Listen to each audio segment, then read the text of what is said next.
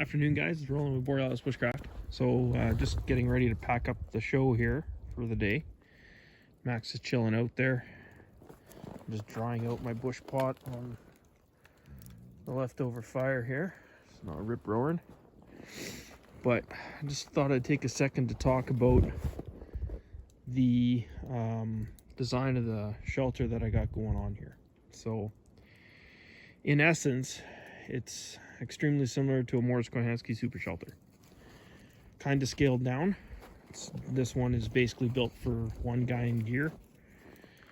You can make this bigger, and I've done that by zipping 2 Canadian Army shelter halves together with 2 thermal blankets, Gorilla Tape to the underside. I'll show that. And this has lasted years, guys. This is yeah, like back from my scouting days. So, you know, yeah, you got a couple of little pinholes and stuff, and this tarp was not waterproof by any means. All the coating is all wore off. But essentially what we got, I'll walk around the back here. My snowshoes. So it's kind of an interesting scenario. So this is a triple layered shelter, so it is extremely weatherproof. Now your clear poly goes on the outside. Now there's a couple of reasons for that. One, it gives me, if need be, I now have repair material for the front section of poly if I need to. I can just basically unduct tape the bottom hem across the bottom here, and I can flip that over. Right now it's acting as a extra barrier for rain and, you know, sleet, snow kind of deal. It is a winter type shelter, but it can be used in the summer. And the poly is wider than the shelter half, so it comes out a fair ways. And what that allows me to do is when I drop it down into the front, I can kind of fold the corners over and then just weight it down with a log. So that gives me an option there in terms of how I set this up. Or I can put my equipment underneath here, and my equipment is now protected from the elements as well, if I need more room inside the shelter. So if, say, Max and I were spending the night, I could put my gear on the outside, which, you know, is not necessarily ideal, but it has its benefits. So as you can see in the back corner there, it's not completely sealed up. As I said before, this is basically just a lunch stop for me, somewhere where I can come and chill out with Max and have lunch and, you know, get away from the dreads of life. But it is long enough to sleep one full person, which is what they are. 2 shelter halves, obviously you can make into 2 people, 3 in a pinch. Max is literally enjoying the hell out of it. With the, I'm getting a little bit of smoke into the shelter right now because the wind switched on me directions already. A little bit of cloud cover come in.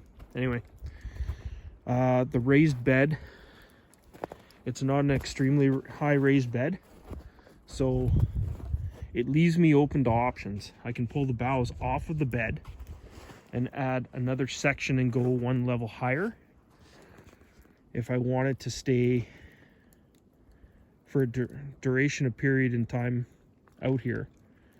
Now what that gives me is it gives me a spot underneath. You can kind of see under here, that's up off of the ground. So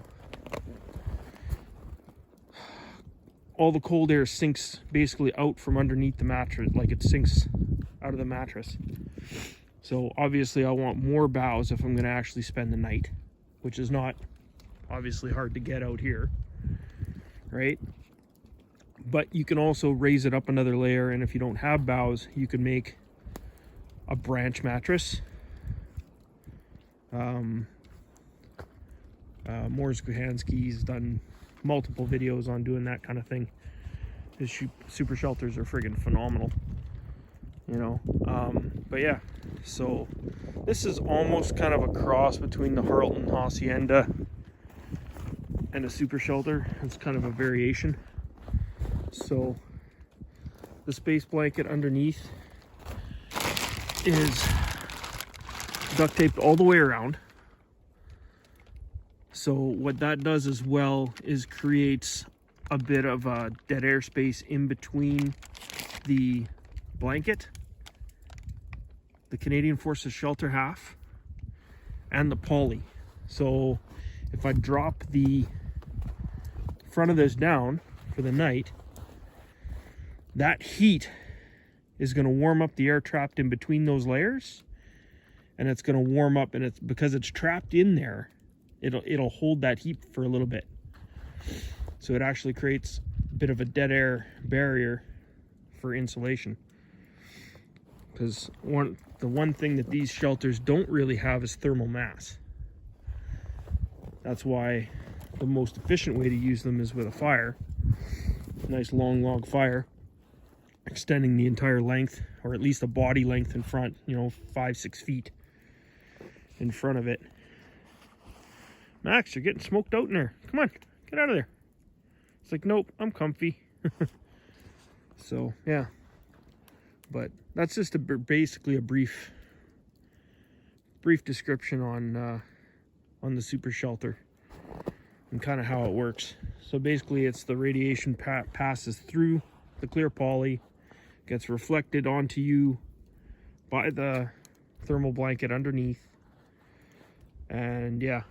One of the other things that's a neat feature about these is the grommet holes create an escape for humidity. So I've spent a night in here before, and I haven't had any major condensation issues because those holes allow the moisture to somewhere for it to go, basically. So that's just a brief tutorial, guys. Cheers. We'll see you next time.